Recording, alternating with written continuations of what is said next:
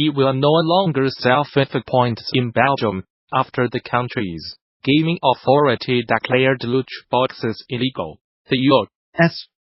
publisher had initially refused to remove or amend loot boxes in its FIFA titles, but after further discussions with Belgian authorities, has agreed to pull FIFA points from sale by January 31st. It's a move that means players will no longer be able to purchase randomized FIFA Ultimate Team packs for real-world cash. Instead, they will only be able to buy them using points earned in-game. The Belgian Gaming Commission outlawed loot boxes in video games back in April 2018, after investigating their usage in popular titles like Star Wars Battlefield Row FIFA 18, Overwatch, and Counter-Strike Global Offensive. It ruled that loot boxes were games of chance, and this in breach of the country's gambling laws. Other publishers like Blizzard and 2Core chose to amend their loot box practices, but he had refused until now. Although it's finally decided to comply, the publisher is not happy about the regulatory changes, and says it does not agree with the new interpretation of the law. We seek to bring choice, fairness, value and fun to our players in all our games, in addition to providing players options in how they play. We include pack probabilities in our games for the transparency. Players want to make informed content choices. Wrote he. While we are taking this action, we do not agree with Belgian authorities' interpretation of the law, and we will continue to seek more clarity on the matter as we go forward. The impact of this change to FIFA Ultimate Team in Belgium is not material to our financial performance. We have cancelled the open-world Star Wars game in development at Vancouver. As reported by Kotaku, the title was being built using some of the assets from Viscero's scrapped Star Wars project, which was handed over to Vancouver after the studio's closure in 2017. According to those familiar with the matter, the work-in-progress title codenamed Orchid, we see players take on the role of a bounty hunter, a Han Solo-esque scoundrel, and explore various open-world planets populated with different factions. While it sounds promising on paper, Orchid was still very early on in development, and after looking at its roadmap, the next few years apparently decided to scrap the project in favor of a smaller Star Wars game that could be on shelf sooner. It's unclear what shape the new scaled-down title will take, but he is apparently keen to release it towards the end of 2020. Fortunately, those people who spoke to Kotaku said nobody had been laid off as a result of the cancellation, and some even believe that Orca might eventually see the light of day after it has finished work on its new project. It's been a good year for esports. Bless you on Xbox, and next year is poised to be even better.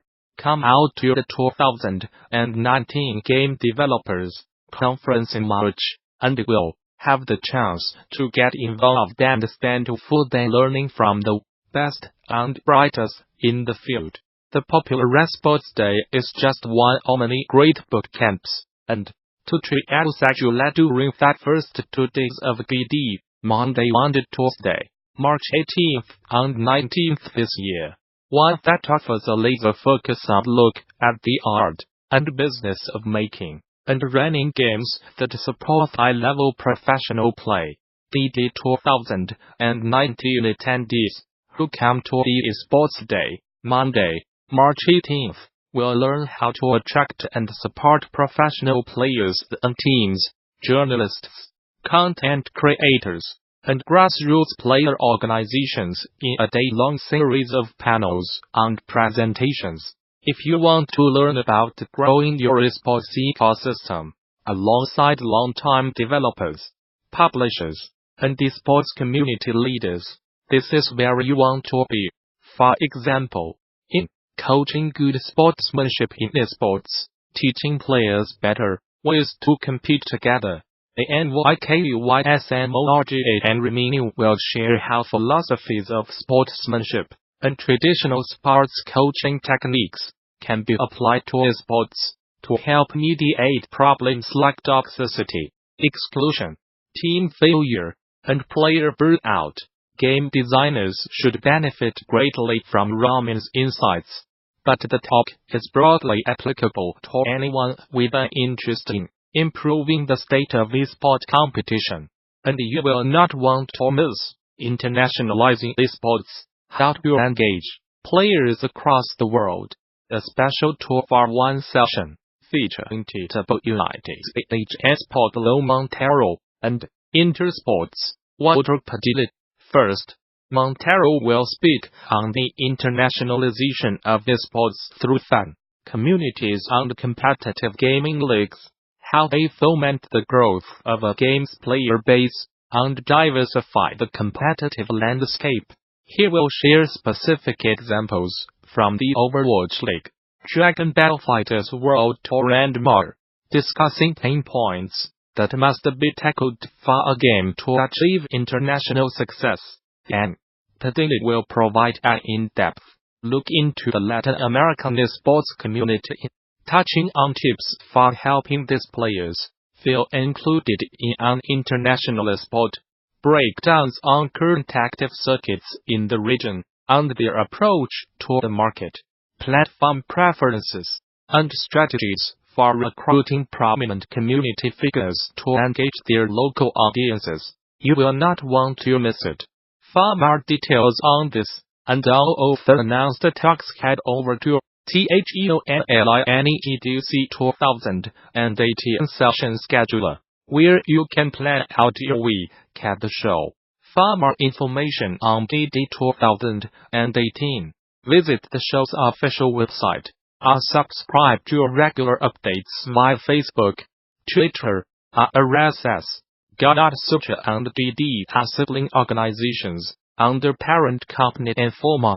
Unity has blocked the use of real-time multiplayer platform Spatelos, leaving many developers who rely on the service in a state of limbo. A change to the Unity terms of service means all existing Spatelos titles, including production games and those still in development, are now in breach of the company's license terms.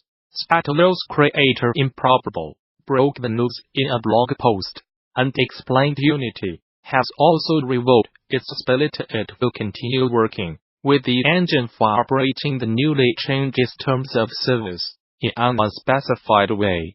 That means the company will no longer be able to fully support Unity developers, as to MEOF whom have been forced to shut down the servers of their Spatelos projects. Although Improbable believes the unfortunate and counterproductive action to be a simple error in judgment, a coordination failure on Unity's part, the company is worried by the fact the change occurred during an open commercial negotiation with the engine maker overnight. This is an action by Unity that has immediately done harm to projects across the industry, including those of extremely vulnerable and small-scale developers, and damaged major projects in development over many years, wrote Improbable. Games that have been funded based on the promise of Spatelos to deliver next-generation multiplayer are now endangered due to their choice of game engine. Live games are now in legal limbo. All customers who entered into a relationship with Ascend Unity previously did so on the good faith understanding that the terms they signed up to, sometimes years ago, would allow them to be successful and not carry additional charges. Improbable is now urgently seeking a solution to the situation, and says it will do everything in its power to solve the issue in good faith with Unity, with the ideal outcome being a reversal of the terms change.